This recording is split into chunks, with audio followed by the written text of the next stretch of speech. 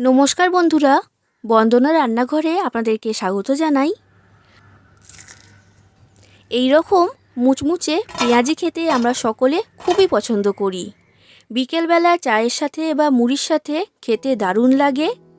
তবে বন্ধুরা, আমি অনেকের কাছেই শুনে থাকি পেঁয়াজি বাড়িতে তৈরি করলে সেটা মুচমুচে হয় না, বড়ার মতো তৈরি হয়, বা পেঁয়াজিটা ভাজার পরেই কিন্তু নরম হয়ে যায়। তাই কিভাবে তৈরি করলে পেঁয়াজিটা মুচমুচে হবে আর অনেক ঘন্টা পর্যন্ত মুচমুচে থাকবে সেটা আমি এই ভিডিওর মধ্যে বলে দিয়েছি। আমার আজকের রেসিপি মুচমুচে মুখরোচক পেঁয়াজি। তাহলে আর দেরি না করে আজকের রেসিপিটা শুরু করা যাক। আর আমার চ্যানেলটা যদি এখনও পর্যন্ত সাবস্ক্রাইব না করা থাকে তাহলে অবশ্যই আমার চ্যানেলটা সাবস্ক্রাইব করে দেবেন। পেঁয়াজি তৈরি করার জন্য আমি এখানে নিয়েছি 6টা বড় সাইজের পেঁয়াজ। এবার পেঁয়াজটা কিভাবে কাটতে হবে সেটাও আমি আপনাদেরকে দেখিয়ে দিচ্ছি। পেঁয়াজটাকে আমি প্রথমে মাঝখান থেকে কেটে দুটো ভাগে ভাগ করে নিলাম। এবার এই যে পেঁয়াজের সামনের অংশটা রয়েছে এটাকে কেটে বাদ দিয়ে দিচ্ছি। এবার পেঁয়াজটাকে এইভাবে লম্বা করে কেটে নিতে হবে। পেঁয়াজটা কাটার সময় কিন্তু খুব বেশি পাতলা করা যাবে না, আবার খুব বেশি মোটা করাও যাবে না। এই রকম একটু পাতলা করে কেটে নিতে হবে। তো দেখুন বন্ধুরা, পেঁয়াজটাকে আমি কেটে নিয়েছি আর দেখতেই পাচ্ছেন এই রকম লম্বা করে কেটেছি। আর খুব বেশি পাতলা করিনি, আবার খুব বেশি মোটাও করিনি। দেখুন বন্ধুরা, আমি সব পেঁয়াজগুলোকে কেটে নিয়েছি আর একটা বাটির মধ্যে নিয়ে নিয়েছি।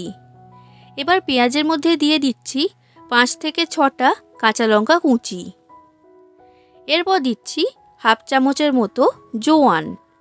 জোয়ান দেওয়ার কারণে পেঁয়াজির টেস্ট খুবই ভালো হবে আর জোয়ান হজমে সাহায্য করে। এবার দিয়ে দিচ্ছি স্বাদ অনুযায়ী বিট নুন। বিট নুন দিলে পেঁয়াজিটা খুবই মুখরোচক খেতে হয়। আর এরপর দিলাম নর্মাল সাদা নুন স্বাদ অনুযায়ী। এরপর দিচ্ছি লঙ্কার গুঁড়ো। আপনারা যতটা ঝাল খেতে পছন্দ করেন সেই অনুযায়ী দিয়ে দেবেন। আর আগে আমি কাঁচা লঙ্কা ব্যবহার করেছি, তো সেই কারণে এখানে হাফ চামচের মতো লঙ্কার গুঁড়ো দিয়েছি। এবার এই সব কিছুকে পেঁয়াজের সাথে ভালো করে মেখে নিতে হবে। আর এটা মাখার সময় এইভাবে হাত দিয়ে চেপে চেপে মাখতে হবে। এইভাবে মাখলে পেঁয়াজটা খুব তাড়াতাড়ি নরম হয়ে যাবে আর পেঁয়াজের সব লাচ্ছাগুলো বা লেয়ারগুলো আলাদা হয়ে যাবে। দেখুন বন্ধুরা, পেঁয়াজটাকে আমি খুব ভালো করে মেখে নিয়েছি আর আগের তুলনায় পেঁয়াজটা এখন অনেকটাই নরম হয়ে গেছে। এবার এই পেঁয়াজটাকে আমি ঢাকা দিয়ে রেখে দেব 5 মিনিটের জন্য। আর পেঁয়াজের মধ্যে থেকে কিন্তু প্রচুর পরিমাণে জল বের হবে, কারণ এর মধ্যে আমি লবণ ব্যবহার করেছি। তো 5 মিনিট হয়ে যাক, তারপর আমি আপনাদেরকে দেখাবো। দেখুন বন্ধুরা, 5 মিনিট হয়ে গেছে। এবার এই পাত্রের ঢাকনাটা আমি খুলে নিলাম। পেঁয়াজটা এখন খুব ভালো মতো নরম হয়ে গেছে আর পেঁয়াজের মধ্যে থেকে জল বের হয়েছে। এবার পেঁয়াজের মধ্যে আমি দিয়ে দিচ্ছি ধনেপাতা কুচি। ধনেপাতাটা এখানে আমি একটু বেশি করেই দিয়েছি। এবার ধনেপাতাটাকে পেঁয়াজের সাথে ভালো করে মিশিয়ে নিতে হবে। ধনেপাতাটা মেশানো হয়ে গেছে। এবার দেখুন বন্ধুরা, আমি পেঁয়াজের মধ্যে দিয়ে দিচ্ছি বেসন। বড় চামচের 3 চামচের মতো বেসন প্রথমে আমি এখানে দিলাম। তবে বেসন যদি পরে লাগে তখন আমি আবার দিয়ে দেব। একসাথে অনেকটা বেসন এখানে দেওয়া যাবে না। এরপর নিয়েছি চালের গুঁড়ো। বড় চামচের 3 চামচের মতো চালের গুঁড়ো এখানে দিয়ে দিলাম। পরে যতটা প্রয়োজন হবে চালের গুঁড়ো তখন আমি দিয়ে দেব। এবার বেসন আর চালের গুঁড়োটাকে পেঁয়াজের সাথে ভালো করে মেখে নিতে হবে আর এইভাবে চেপে চেপে মাখতে হবে।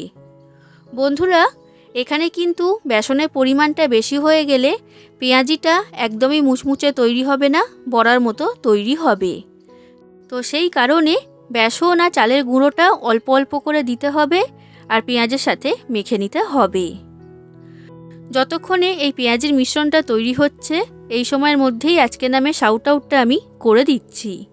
তো আজকের প্রথম নাম হচ্ছে সুবীর কুমার। উনি বলেছেন, দিদি খুবই ভালো হয়েছে ডিমের কাবাবটা। আপনার ডিমের কাবাবের রেসিপিটা ভালো লেগেছে জেনে আমি খুবই খুশি হয়েছি। আশা করছি আমার পরের রেসিপিগুলো আপনার ভালো লাগবে। Thank you. এর পরের নাম হচ্ছে হাই পার্থ। উনি বলেছেন অনেক ভালো হয়েছে আলুর পরোটা। Thank you. এর পরের নাম সবিতা মুখার্জি।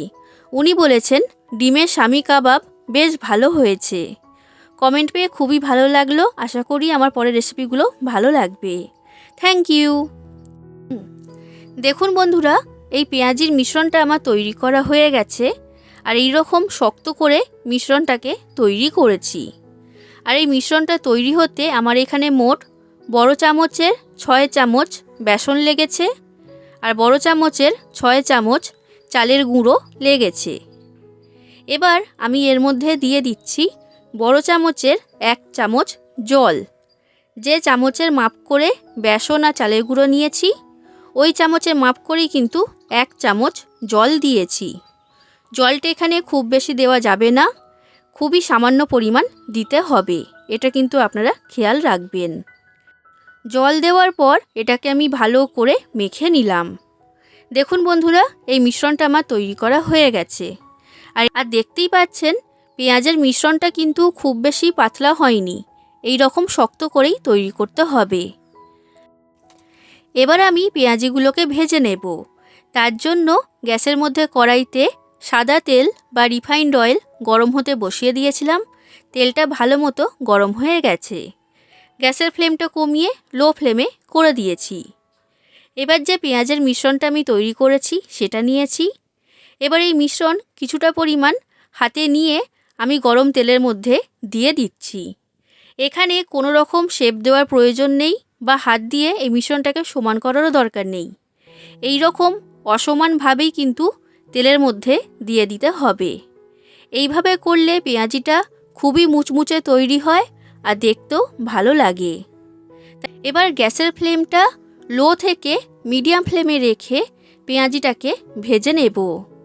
কোনোভাবেই কিন্তু হাই ফ্লেমে রেখে পেঁয়াজি ভাজা যাবে না, তখন বাইরে থেকে রং চলে আসবে, ভেতরে কাঁচা থাকবে আর পেঁয়াজিটা কিন্তু মুচমুচে তৈরি হবে না।